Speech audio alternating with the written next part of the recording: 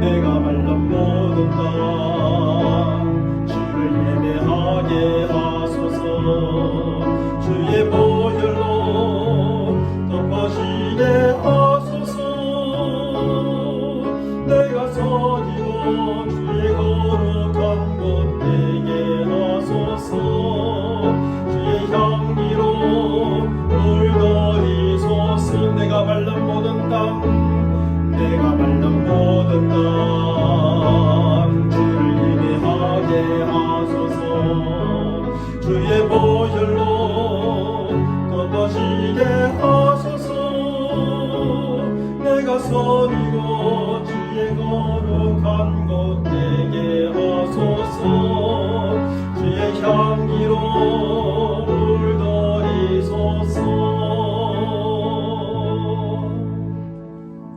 하나님 아버지 감사합니다. 오늘도 복된 주일을 저희들에게 허락하시고 우리에게 믿음을 주시며 건강함을 주셔서 하나님의 존재 앞에 나오게 하심을 감사합니다. 오늘도 우리가 마음을 다하고 힘을 다하여 살아계신 하나님을 바라며 예배할 때에 하늘의 하나님께서 우리 한 사람 한 사람을 기뻐하시며 우리의 예배를 받으시고 또 주의 향기로 가득 채워주시며 우리 주께 주시는 힘과 능력으로 새롭게 충전되어지는 주일 아침 예배 시간 되게 인도하여 주옵소서. 우리 주 예수 그리스도의 이름으로 간절히 기원하옵나이다. 아멘. 전능하사 천지를 만드신 하나님 아버지를 내가 믿사오며 그 외아들 우리 주 예수 그리스도를 믿사오니 이는 성령으로 잉태하사 동정녀 마리아에게 나시고 본디오 빌라도에게 고난을 받으사 십자가에 못 박혀 죽으시고 장사한 지 사흘 만에 죽은 자 가운데서 다시 살아나시며 하늘에 오르사 전능하신 하나님 우편에 앉아 계시다가 저리로서 산 자와 죽은 자를 심판하러 오시리라. 성령을 믿사오며 거룩한 공예와 성도가 서로 교통하는 것과 죄를 사하여 주시는 것과 몸이 다시 사는 것과 영원히 사는 것을 믿사옵나이다. 아멘. 우리 모두 앉으셔서 생명의 찬양 38장 내가 만민 중에 찬양합니다. 생명의 찬양 38장 되겠습니다.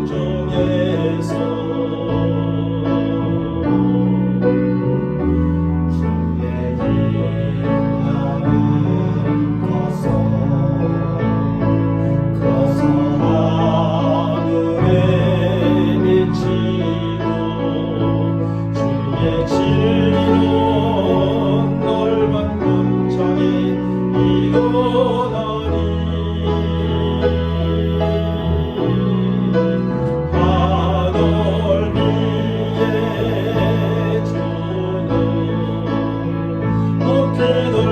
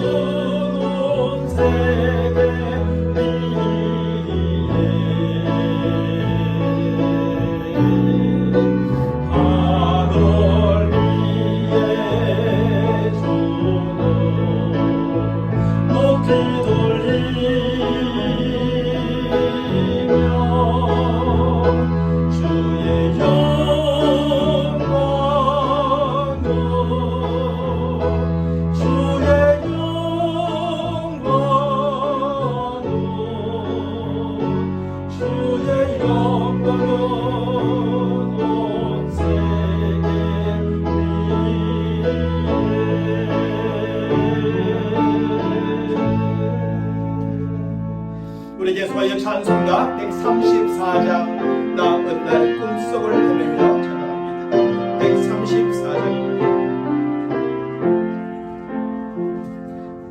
어느 날 꿈속을 헤매며 어느 바닷가 거닐 때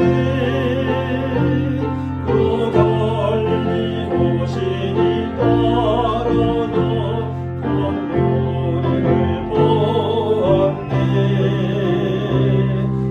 그때에 확실히 내 힘이 눈을 떠는 거 보았네. 그 갈릴리 오시니 능력이 나를 놀라게 하였네. 내가 영원히 사모한 주님 참 사랑과 은혜 넘쳐 나 배웠고 고로부터 내 구주로 섬겼네.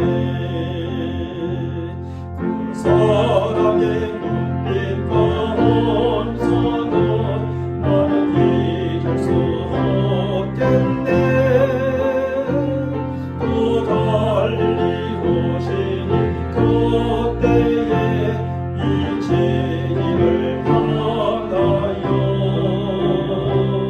못자국 난그 손과 옆구리 보이시면서 하신 말 내 시험제사 했다 하실 때 나의 죄심이 올렸네. 내가 영원히 사모한 주님 참 사랑과 은혜 넘쳐 나 배웠고 그로부터 내 구주로 섬겼네. 사나운 바다를 향하여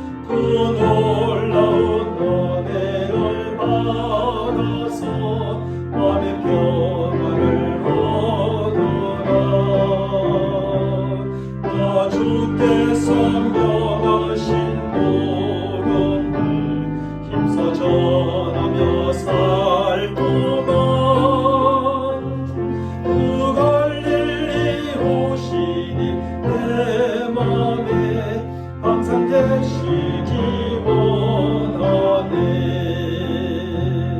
내가 영원히 사모할 주님 참 사랑과 은혜 넘쳐 내 죄 없고 그로부터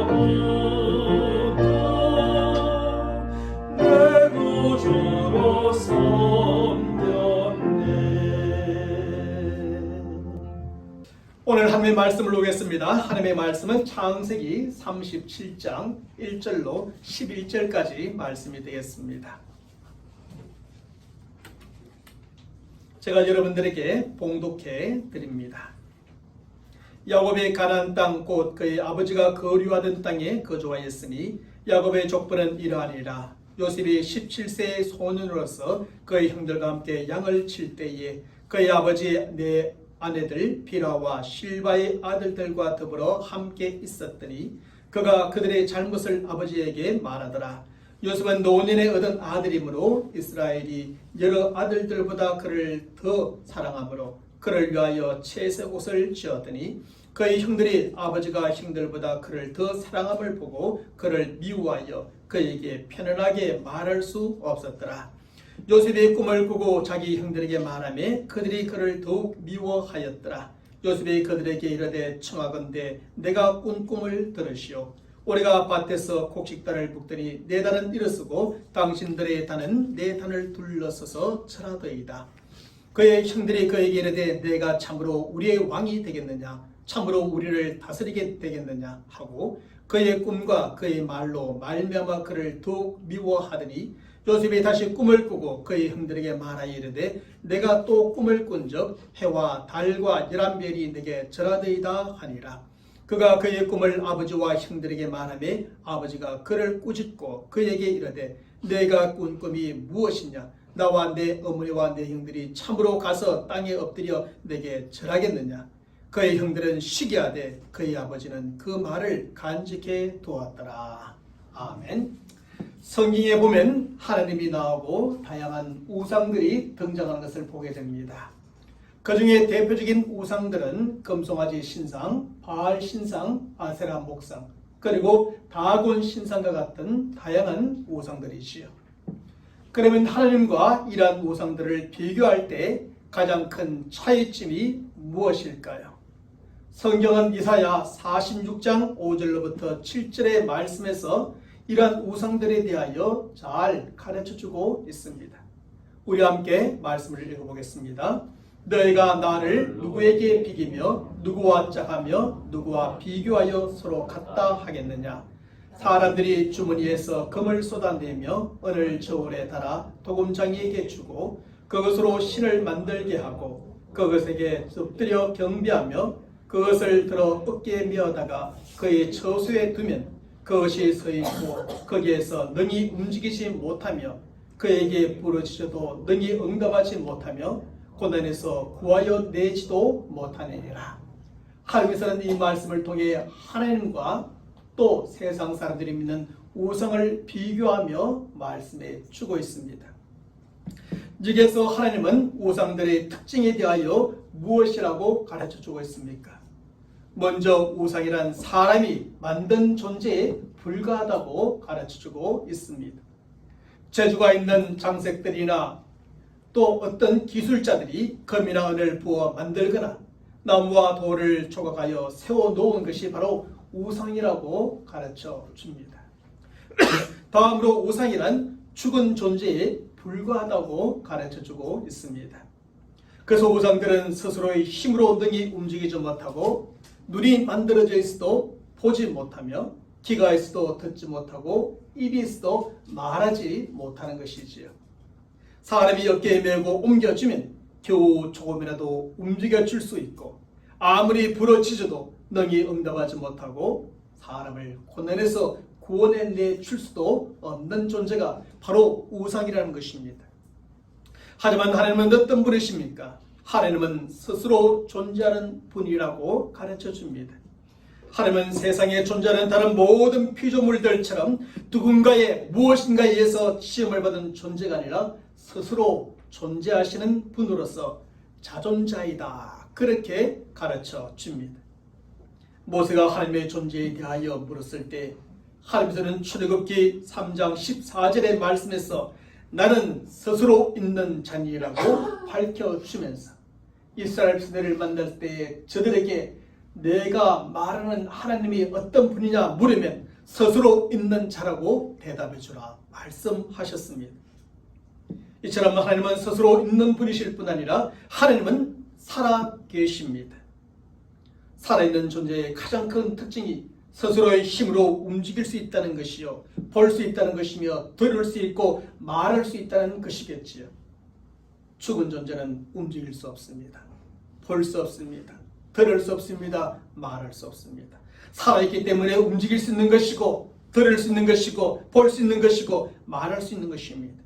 하나님은 이렇게 살아계신 분이시기 때문에 스스로의 힘으로 능히 움직이시는 분이십니다.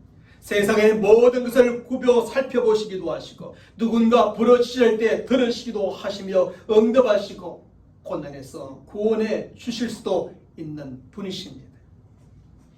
그러므로 다른 모든 종교들은 사람에 의해 만들어진 신, 곧 죽은 신, 우상을 믿고 섬기는 종교라 할 수 있습니다. 하지만 우리의 기독교는 스스로 존재하시며 살아계신 하나님을 믿고 섬기는 종교이지요. 그런데 성경은 살아계신 하나님을 특별히 말씀하시는 하나님으로 강조해주고 있습니다.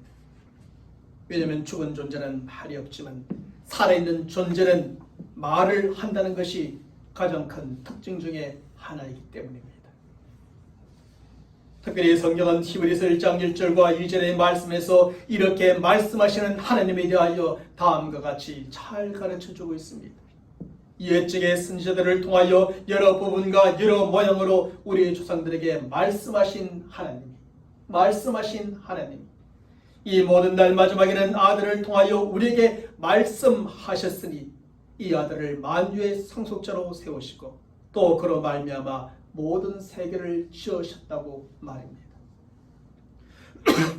여기서 옛적에는 바로 구약을 가리키는 것이고 이 모든 날 마지막에는 신약 시대를 가리키는 것이 분명합니다. 하나님은 결국 구약 시대에도 말씀하시는 하나님이셨고 또한 신약 시대에도 말씀하시는 하나님이셨다는 것이죠. 구약 시대에는 선지자들을 통해서 말씀하셨고 신약 시대에는 예수 그리스도 그분을 통해서 말씀하셨다는 겁니다. 구약 시대는 여러 부분과 여러 모양으로 우리 조상들에게 말씀하셨고 신약 시대는 예수님의 삶과 가르침을 통해서 우리에게 말씀하셨다는 겁니다. 하나님은 이렇게 말씀하시는 하나님이셨고 그 모든 말씀이 39권의 구약 성경과 27권의 신약 성경으로 기록되어져 남게 된 것입니다. 특별히 여기에서 여러 부분으로 말씀하셨다는 것은 39권의 구약 성경 곧 각 권으로 말씀하셨다는 것을 의미합니다. 다시 말하면 구약 시대에 하나님께서는 구약 성경을 39개의 부분으로 나누어서 말씀하셨다는 뜻이죠. 그리고 여러 모양으로 말씀하셨다는 것은 하나님께서 다양한 방법으로 말씀하셨다는 것을 의미합니다.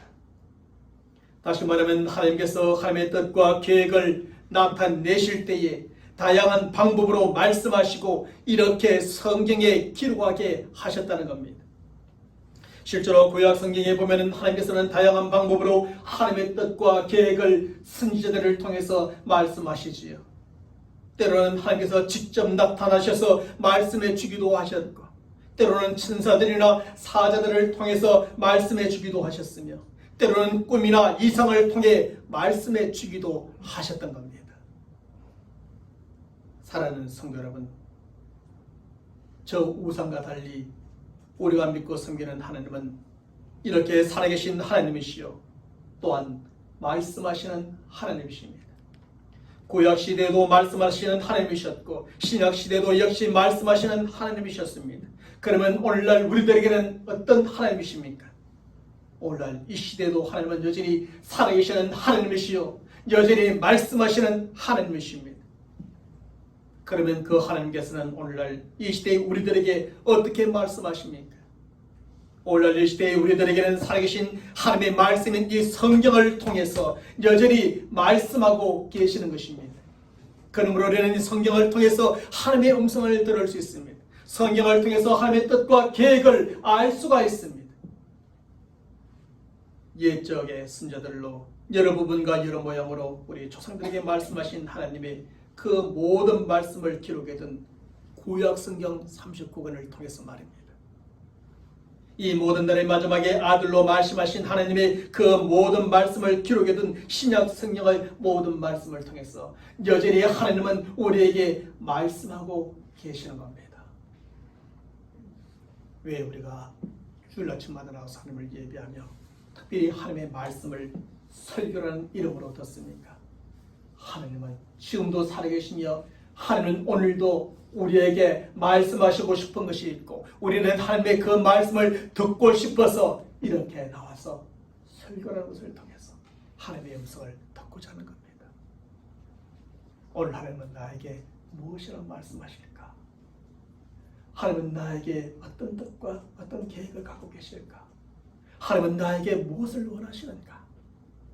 그 말씀을 듣고 싶어서 나온 것이고 하나님은 우리들에게 그 말씀을 해주고 싶어 하시는 것입니다. 성경을 통해서 말입니다. 그래서 미국의 유명한 개혁주의 신학자 B.B. 워필드는 이렇게 정의합니다. 성경은 하나님의 말씀이다. 그러므로 성경이 말하는 내용은 곧 하나님의 말씀하시는 것과 동일하다고 말입니다. 바로 이런 점에서 하나님께서 오늘날에는 구약시대에 말씀하셨던 그 다양한 방법으로 말씀하시지는 않습니다. 하나님은 직접 나타나셔서 말씀하시거나 우리에게 천사를 보내시고 사자들을 보내셔서 말씀하시거나 특별한 꿈이나 이상을 통해서 말씀하시지는 않습니다. 물론 이것이 절대적인 것이 아니기 때문에 하나님께서 정말 간혹 특별한 경우에 천사나 꿈이나 이상을 통해서 말씀하실 수도 있겠지요. 하지만 하나님께서는 하나님의 말씀을 기록하여 구약과 신약을 성경으로 주셨으니 이제는 이 성경을 통해서 말씀하시는 것입니다. 그 무엇보다 계시적인 의미에서의 말씀은 더 이상 그 어떤 꿈이나 이상이나 천사나 하나님이 직접 나타나서 말씀하시지는 않습니다. 그러므로 우리는 천사나 꿈이나 이상을 통해 하나님의 말씀을 들으려 하지 말고 성경을 통해서 하나님의 음성을 들으려 해야 합니다. 성경을 통해 하나님의 뜻과 계획이 무엇인가를 깨닫고 그 뜻과 계획에 순종함으로 그것을 이루어가는 우리 성도들이 되어야 하는 것이죠.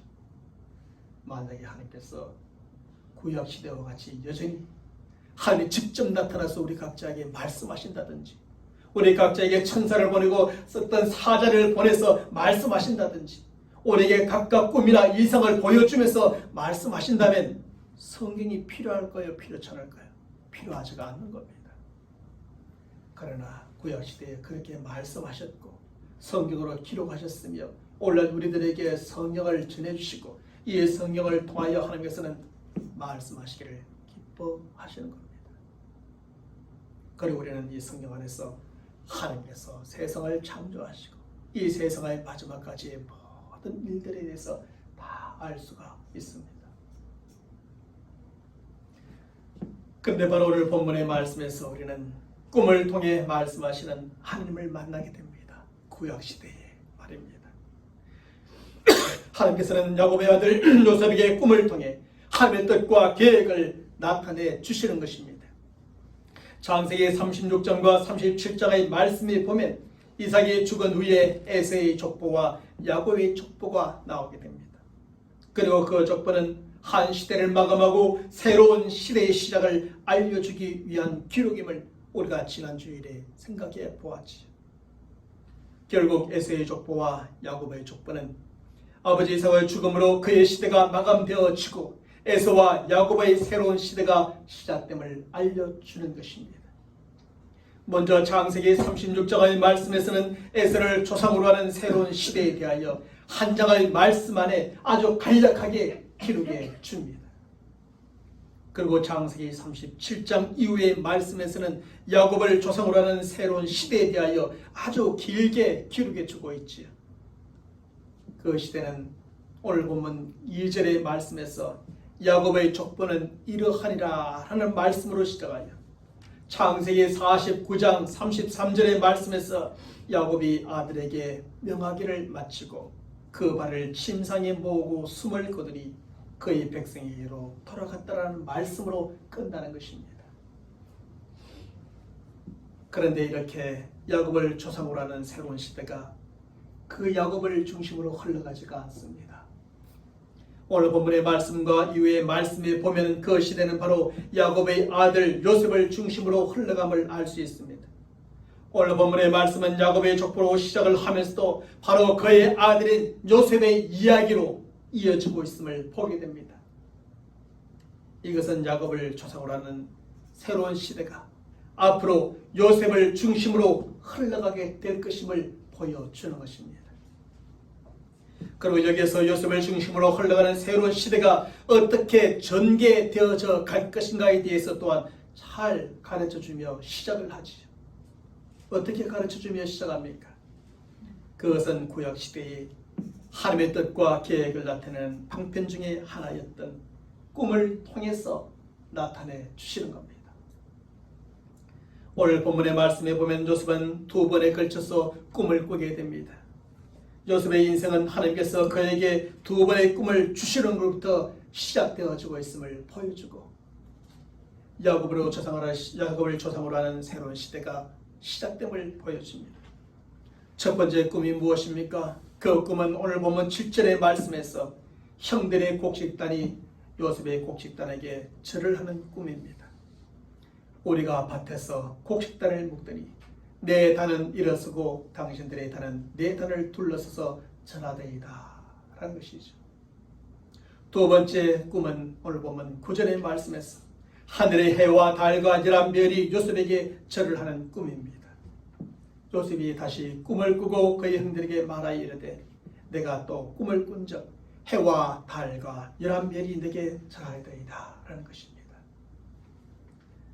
사랑하는 여러분, 그러면 요셉이 꾸었던 그 두 번의 꿈의 의미가 무엇입니까?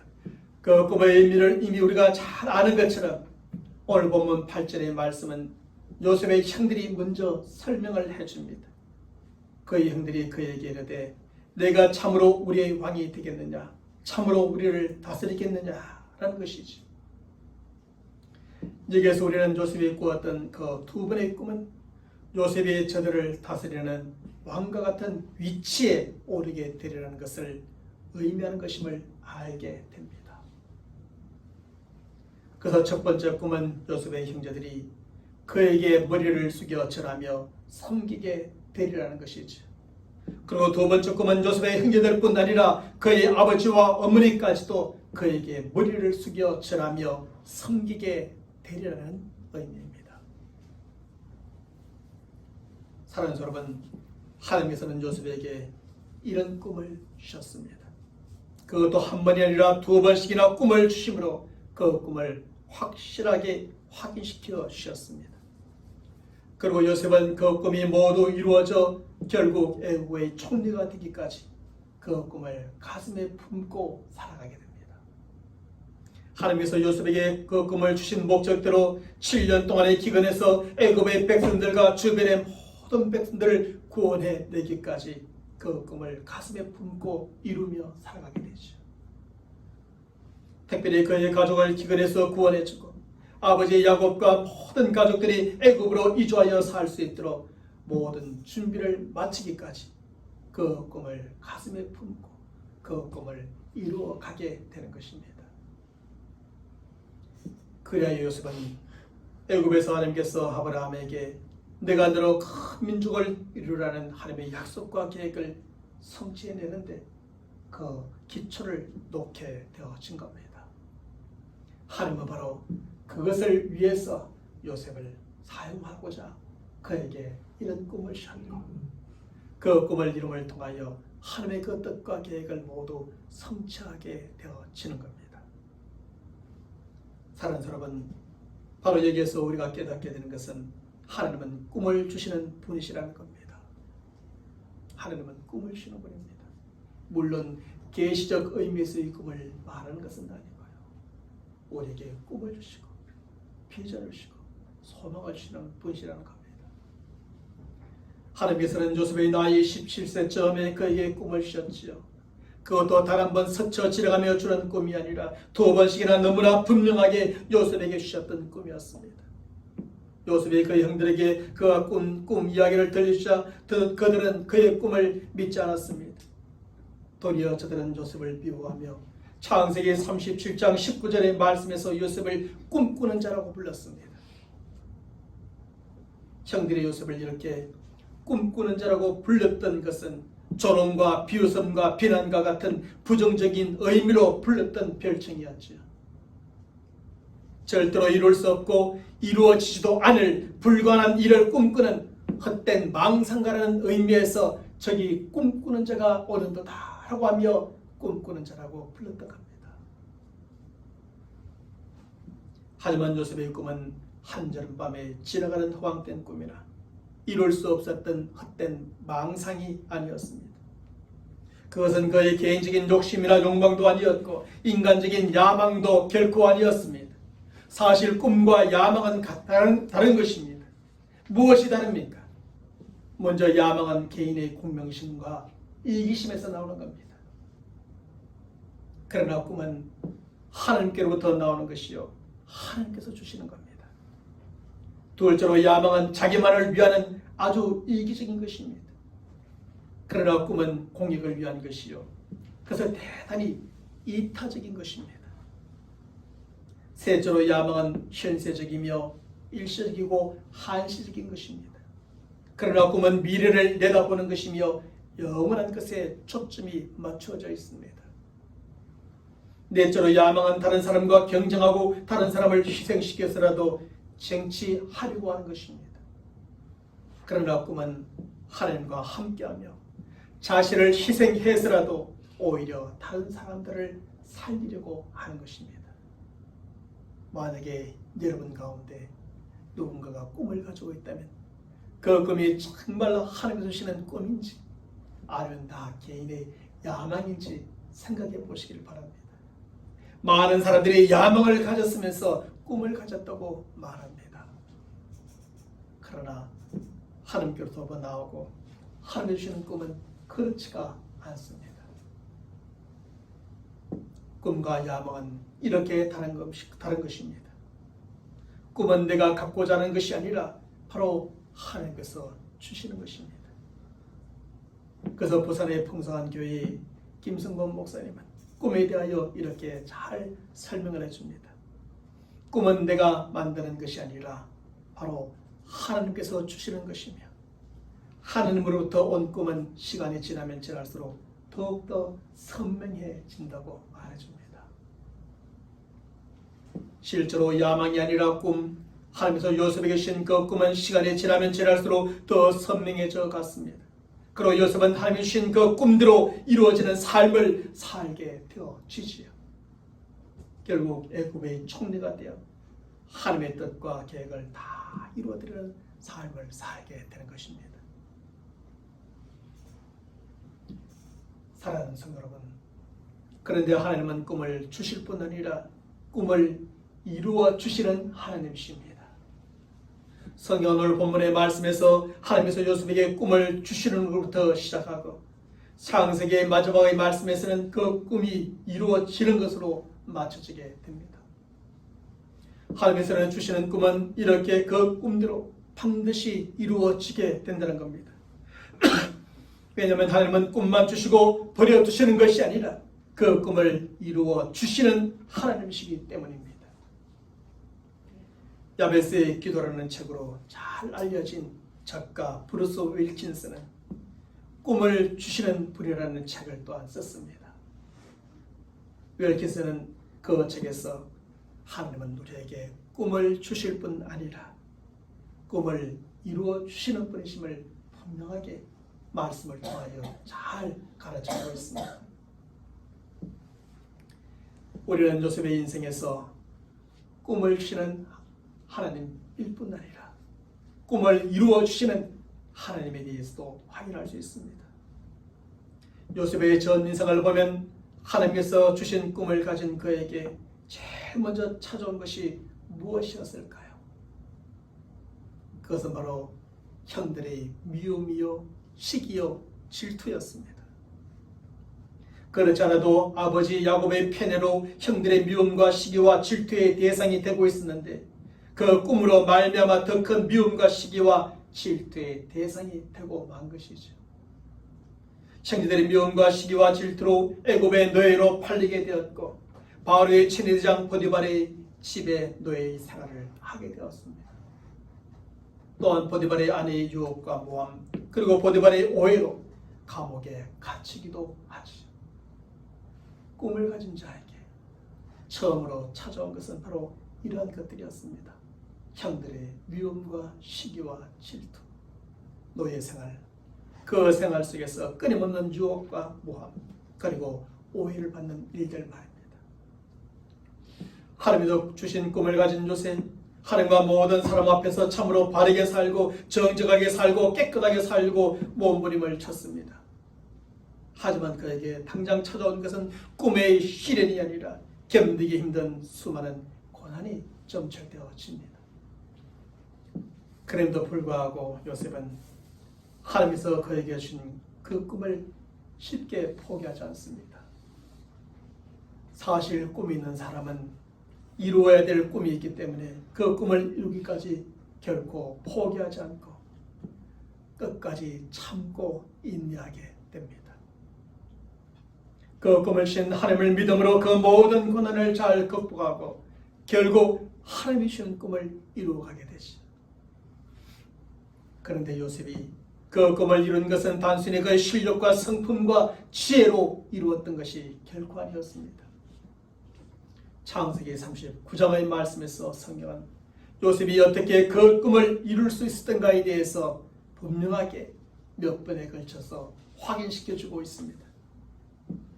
그것은 하나님께서 요셉과 함께해 주심으로 결국 그 꿈을 이루게 되었다는 것입니다. 여러분, 창세기 39장의 말씀을 한번 쭉 살펴보십시오. 요셉에게는 여러 가지 어려운 상황과 고난과 또 오해와 또 여러 가지 유혹들이 있었지만 그 순간순간 하나님께서 함께 하심으로 어떻게 그것을 잘 극복해내는지에 대해서 가르쳐주고 있습니다. 성경은 하나님께서 요셉과 함께 하심으로 그가 하는 일마다 형통하게 되었다고 가르쳐줍니다. 또한 하나님께서 요셉과 함께 하심으로 가는 곳마다 은혜를 입는 삶을 살게 되었다고 가르쳐줍니다. 애굽에서도 보디발의 집에서도 감옥에서도 왕궁에서도 그는 형통하고 은혜를 입는 삶을 살게 되었습니다.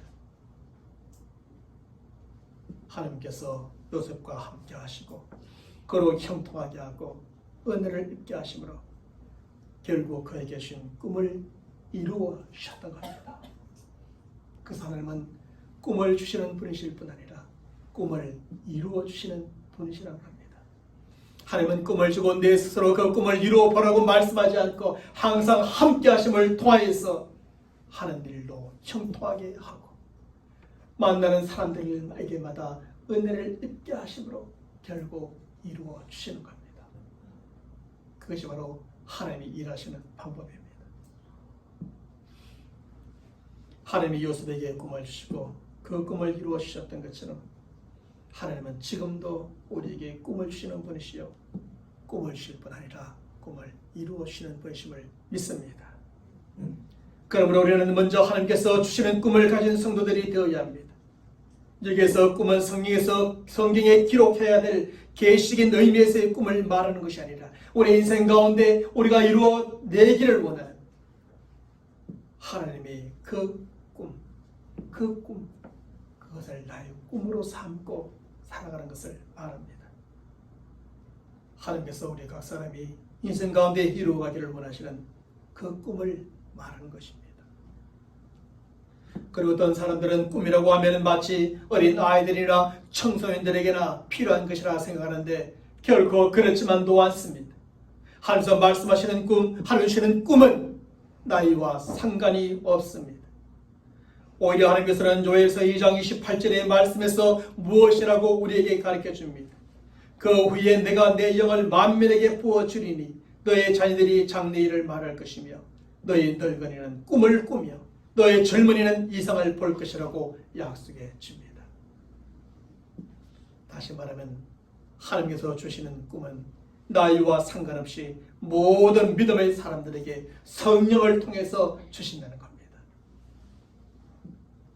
그러므로 우리는 나이가 많다는 이유로 꿈을 포기할 필요 없습니다. 비록 요셉의 어린 시절 그가 하나님께서 주신 꿈을 갖게 되었지만 아브라함은 75세가 되었어야 믿음의 조상이 되려는 하나님의 꿈을 갖게 되죠. 모세는 80세에 이스라엘들의 구원자가 되려는 하나님의 꿈을 갖게 됩니다. 그리고 하나님은 저들에게 주신 그 꿈을 그대로 다 이루어주셨습니다. 그러므로 오늘 이 시간 그 어떤 이유로든 미리 포기하지 마시고 꿈을 주시는 하나님께 그 꿈을 구하시고 하나님께서 성령을 통해 주시는 꿈을 가진 우리 성도들이 되시길 바랍니다. 내 인생 얼마가 남았든지 남은 인생 가운데 어떤 꿈을 꾸고 어떤 꿈을 이루고 싶은지 하나님 앞에 기도하시면서 하나님 주신 그 꿈을 가지시고 그 꿈을 이루어가는 우리 모두가 되시길 바랍니다. 그리고 꿈이 있으니 어떤 고난도 참고 견디며 그 꿈을 향해서 전진해 나가는 우리 모두가 되시길 바랍니다. 그러면 우리에게 꿈은 주실 뿐 아니라 그 꿈을 이루시는 하나님께서 우리와 함께 하시며 때로는 형통하게 때로는 은혜를 입게 하심으로 그 꿈을 반드시 이루어 주실 줄로 믿습니다. 꿈꾸며 살아갑시다. 현실이 아무리 힘들고 어려도 내일에 대한 기대와 하나님 안에서 소망을 가지고 우리 모두가 함께 살아가는 믿음의 사람들, 꿈의 사람들이 되시기를 주님의 이름으로 간절히 축원합니다. 하나님 아버지 감사합니다. 하나님께서는 꿈을 주시고 꿈을 이루어 주시는 하나님인 줄 믿습니다. 마지막 날에 하나님을 믿는 믿음의 사람들에게 성령을 주시며 또 성령을 통하여 꿈을 주시는 하나님이심을 믿습니다. 오늘 우리의 전 형편과 상황이었다든지 뭐 그리 대단한 꿈은 알지라도 하나님께서 가장 기뻐하시고 원하시는 꿈을 우리 모두가 갖게 하시며 우리 각자에게 주신 그 꿈을 우리가 이루어지는 하나님의 은혜로 말미암아 형통으로 말미암아서 이루며 살아가는 믿음의 사람들이 되게 도와주시옵소서. 꿈이 있기 때문에 오늘 우리의 어려움과 힘듦과 고난도 아버지 그 삶을 포기하지 못하게 하며 오히려 우리가 그 모든 것을 참고 견딤으로 하나님이 이루시는 꿈을 이루고 그 기쁨과 즐거움과 감사함으로 우리의 나머지 인생을 살아가는 꿈의 사람들이 다 되게 축복하여 주시옵소서. 우리 주 예수 그리스도의 이름으로 간절히 기도합니다. 아멘. 우리 서로 인사합시다. 꿈을 가집시다. 우리 모두 하셔서 음성과 마지막 날에 찬양 우리에게 박수치며 찬양합니다.